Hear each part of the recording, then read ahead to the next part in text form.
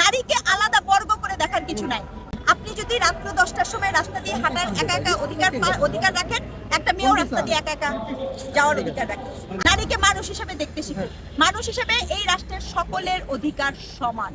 লিঙ্গ নিরপেক্ষ রাষ্ট্র চাই। সেক্ষেত্রে নারী বা পুরুষের পৃথক পৃথক অধিকার, এই ধারণাই মানে সমস্যাজনক। আপনিও কিন্তু রাস্তা দিয়ে যখন যান, আপনাকে ছিনতাইকারী ধরে, আপনি কিন্তু নিরাপদ না, আপনি নিরাপত্তাহীনতায় ভুগেন। আমি নারীকে ধরলেও কিন্তু সে নিরাপত্তাহীন। আমি চাই নারী মানুষ, অন্য মানুষের যেরকম অধিকারগুলো আছে সেই অধিকারগুলো তাকে দেন। নারীকে আলাদা বর্গ করে দেখার কিছু নাই। নারীকে মানুষ হিসেবে দেখতে শিখুন। মানুষ হিসেবে এই রাষ্ট্রের সকলের অধিকার সমান।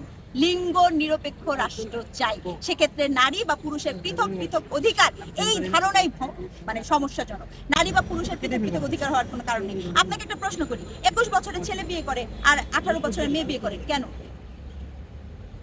কেন? আপনি তো পুরুষের সাথে বৈষম্য হচ্ছে। 18 বছর আপনি ভোট দিতে পারেন আর বিয়ে করতে পারেন না। বৈষম্যের কত রূপ আছে, একটু ঠান্ডা মাথায় চিন্তা করবেন। 18 বছরে ভোট দিতে পারেন, অথচ 18 বছর বিয়ে করতে পারবেন না।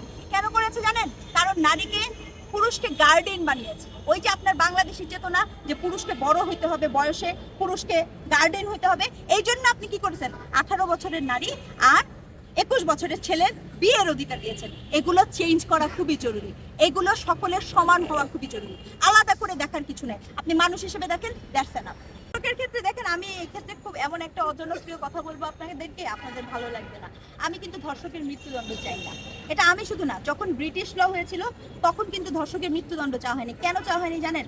কারণ ধর্ষকের যদি আপনি মৃত্যুদণ্ড চান, তাহলে তখন যে ভিকটিম থাকে, তখন সে ভিকটিমকে মেরে ফেলবে, তাকে বাঁচতে দিবে না। কারণ সে যদি বেঁচে থাকে তাহলে কিন্তু তার শাস্তি হবে না।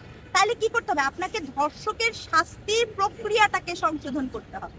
আপনি ধর্ষকের যাবজ্জীবন কারাদণ্ড দেন, তার যাবজ্জীবন, কারণ তার কোনো এখতিয়ার নাই। আপনার সন্তান, আমার সন্তান, কেউ নিরাপদ না একজন ধর্ষক যখন বাইরে থাকে, তাই তো? তাহলে আপনি তাকে কারাদণ্ড দেন, তাকে যাবজ্জীবন দেন, একটা সময় দেন যাতে সে সেখানে থাকে। সেটা বরঞ্চ অনেক বেশি সলিউশন।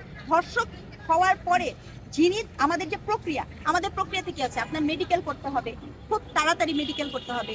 আমাদের প্রক্রিয়ার মধ্যে কি আছে? আমাদের প্রক্রিয়ার মধ্যে আছে আপনার ওই মুহূর্তে থানায় মামলাটা নিতে হবে, যে ইমিডিয়েটলি থানায় মামলা। কিন্তু আপনি যদি থানায় মামলা নিতেই গড়িমসি করেন, 3 দিনের মেডিকেলের জায়গায় 7 দিন পরে মেডিকেল করেন, তখন কি হয়? তখন তার কোনো এভিডেন্স পাওয়া যায় না। আলটিমেটলি সেই ধর্ষকের কোনো বিচার হয় না।